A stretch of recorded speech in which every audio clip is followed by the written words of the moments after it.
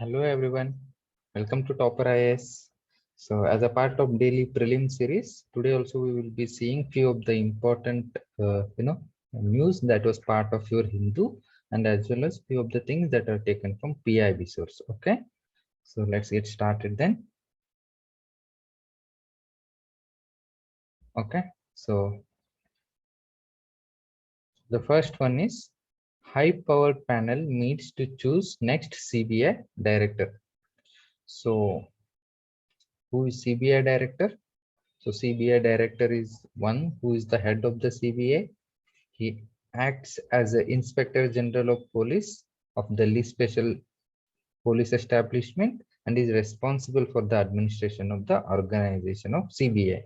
So he's the CBI director, and he has been provided with the security of 2-year tenure under CVC Act of 2003. Okay, so these are the few basic facts you should know with respect to CBI director, head of the organizations, heads the administration of the organization, and he has been provided with the security of 2-year tenure under CVC Act of 2003. Okay, then we have with respect to a fact with related to appointment of the CBI director. So actually, CBI director appointment procedure or manner is provided in the Lokpal and Lokayukta Act of 2013. So what it says is, according to Lokpal and Lokayukta Act, central government shall appoint the director of CBI. So who appoints the director of CBI? It is central government. So how does it appoint? It appoints based on the recommendation of 3-member committee. Okay. So there will be a 3-member committee which recommends the name. So who are all part of this 3-member committee? So it is Prime Minister is acting as a chairperson in the committee. We have leader of opposition in the Lok Sabha, and we have Chief Justice of India or the judge of the Supreme Court nominated by him. So these are the people who are part of 3-member committee. You should know this. Okay. So these people will suggest a name, and based on the suggestion, central government will be appointing a director of CBI. Okay. And you should also know, because CBI director, if he is in news, if new CBI director is appointed, so obviously you should also know the few basic facts with respect to CBI. So CBI is the main investigating agency of the central government. Okay. And there was a Santanam Committee on Prevention of Corruption, which recommended setting a anti-corruption body, anti-corruption agency. So based on that recommendation, we have CBI set up in 1963 by a resolution of Minister of Home Affairs. So initially it was under the Minister of Home Affairs. Through resolution it was set up, but gradually with the time it was the administrative control was transferred to DOPT, Department of Personnel and Training, which is under Ministry of Personnel, Public Grievances and Pensions. And remember, usually this is headed by Prime Minister. Okay. And one more fact with respect to CBI is it derives its power from the Delhi Special Police Establishment Act of 1946. So through this act, it is getting a powers to investigate corruption cases. Okay. And one more thing you should remember is CBI is not a statutory body, not a constitutional body. It is an extra constitutional body established through the resolution. Okay. That point also you should know from the prelims point of view. Okay. And we have one MCQ. Choose the correct statement from the following. CBI is a statutory body constituted under Delhi Special Police Establishment Act 1946. And second one is central government appoints the director of CBI. So they're asking correct statement. So choose the correct statement and comment your answers in the comment section. Okay. And next we have another important that was part of news was, India and Israel have signed a 3-year work program for cooperation in agriculture. So already there is a bilateral cooperation in the agricultural field between India and Israel, and they have signed another 3-year work program for this cooperation in agriculture. And we know the apart from the other bilateral various means of engagement, the one of the main bilateral relationship point between India and Israel is agriculture and water sectors. Why? Because Israel is a leader in water management. Israel is a leader in water management. Okay.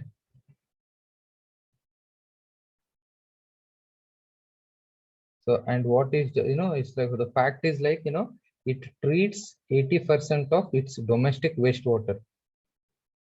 Wastewater is treated, and for agriculture, the total agriculture uses amount of water, and 50% of that water comes from this treated water, treated wastewater. So wastewater that is treated forms of 50% of total water that the agriculture uses. So you see there is a lot of recycling of water. So Israel has succeeded and is a pioneer in recycling and water treatment. So India also faces it needs such a techniques in agricultural field. So that's why we have a, relations with in agriculture field with the Israel. Okay.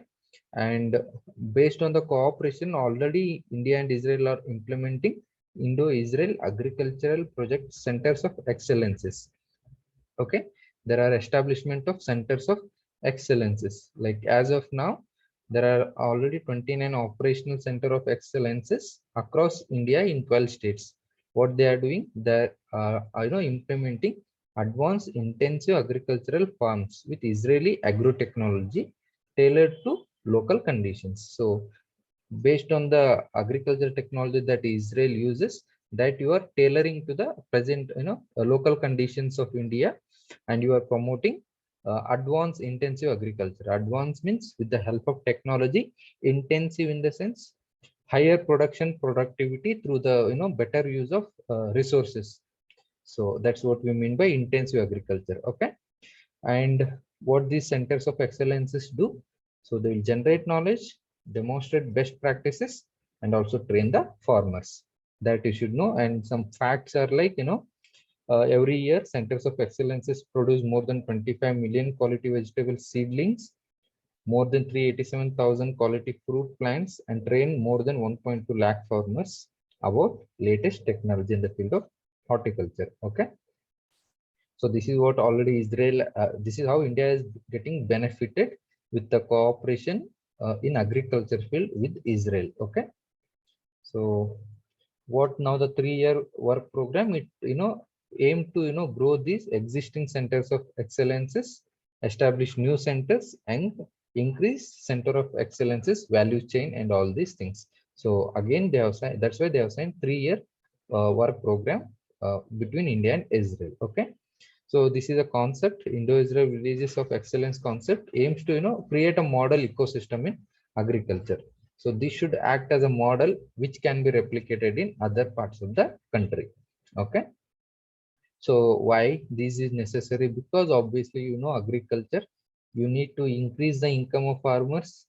There has to be better returns to his produce, and that's why. And you also see that there is enhancement in the sense use of modern technology in the production of crops, rather than relying on traditional methods. So modern intensive farming techniques. So in order to increase net income, these are all the necessary things. So cooperation becomes a importance from that point of view. Okay. So that was the importance of that article with respect to Indo-Israel cooperation in agricultural field. Okay.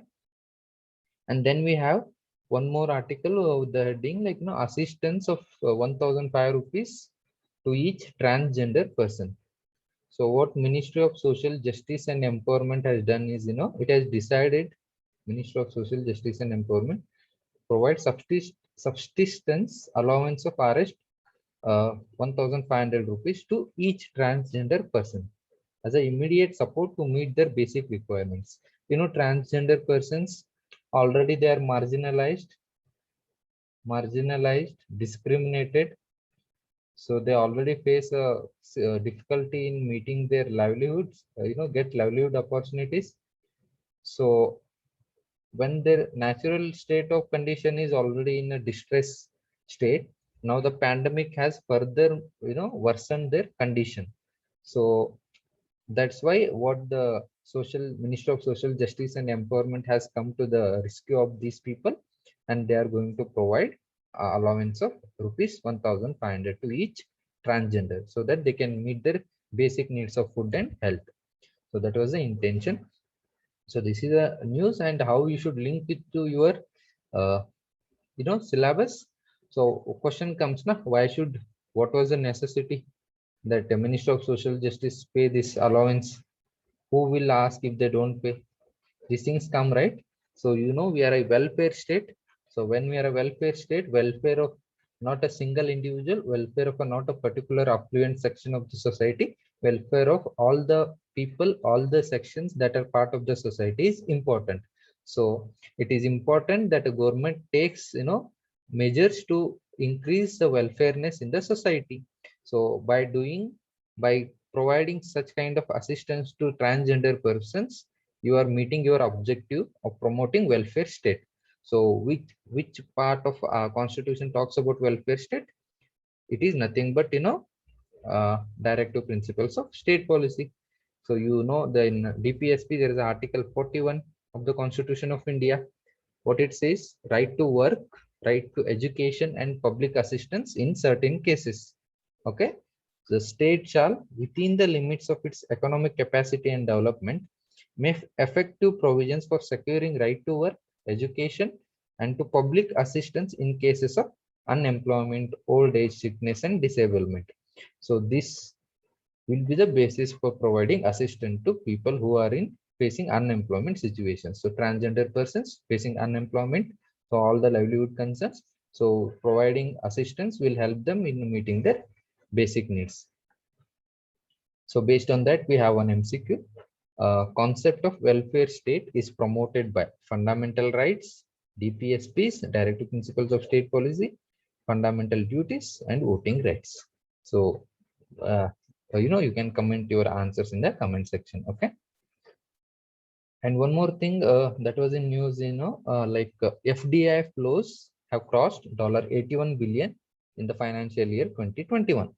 So what the point is, FDI, foreign direct investment, any individual or a company present in a particular country will invest in a company of the other, which is situated in other countries.